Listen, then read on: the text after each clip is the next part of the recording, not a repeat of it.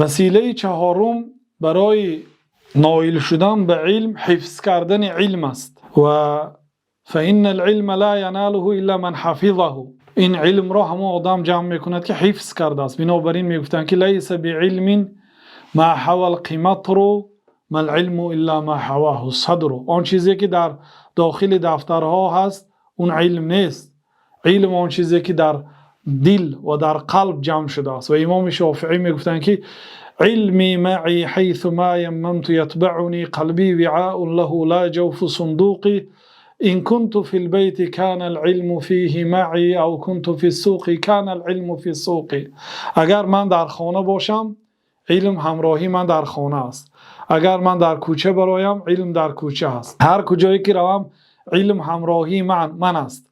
و ابن حزم ظاهری رحمت الله علیه میگفتند که فإن يحرق القرطاس لا يحرق الذي تضمنه القرطاس بل هو في صدري يسير معي حيث استقلت ركائبي ويمكث إن أمكث ويدفن في قبري.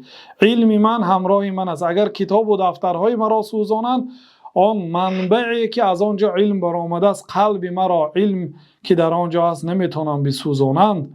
علم همراهی من است در هر کجایی که باشم. حتی استم علم هم میستد وقتی که دفن شدم همراه هم علمم دفن میشد.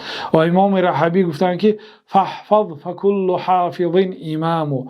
حفظ کن هر یک حافظ امام است. هر یک آدمی که حفظ علم میکند او امام مردم میشود، پیشوای مردم میشود. و حفظ من کل فن متنا مختصرا. علما رحمت الله علیه میگفتن که از هر یک فن یک متن مختصر حفظ کن.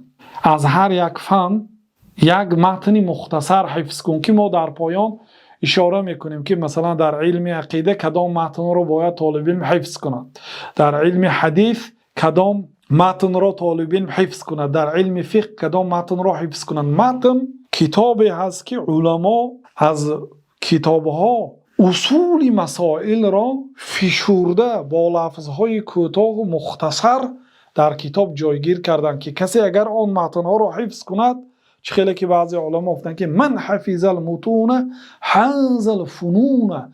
کسی که متنها را حفظ کند فنها را احاطه میکند، یعنی در مدت کم علم زیاد جمع میکند. از تمام چیزها پرسیده شوید در نزد شما در همون باره علم هست وقتی که متنها رو میخونید. برخلاف آن آدمی که یک آدم میبیاد مثلا فتح الباری میخواند 20 مجلد از شرح صحیح بخاری، علمهای خرد ندارد، یک بار به علم کلام دست میزند. این مانند آن آدمی که شنا کرده نمیتوانستگی انسان را در مابین بحری که ساحل ندارد پرتافتید. این آدم غرق میشد، علم نمیگیرد.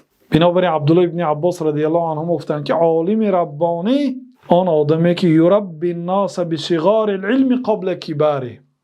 آن عالمی هست که به مردم اول علم معده را میدهد پیش از علم کلام. و تدریج درجه به درجه به مردم علم میدهد. استاد باید وقتی که تعلیم میدهد یعنی مصلحت طالب علم را رعایت کند، نه مصلحت خودش را. من باید فلان کتاب را خواندنم در کار، یعنی یک بار میخوانم یک بار طالب علم گوش کنند.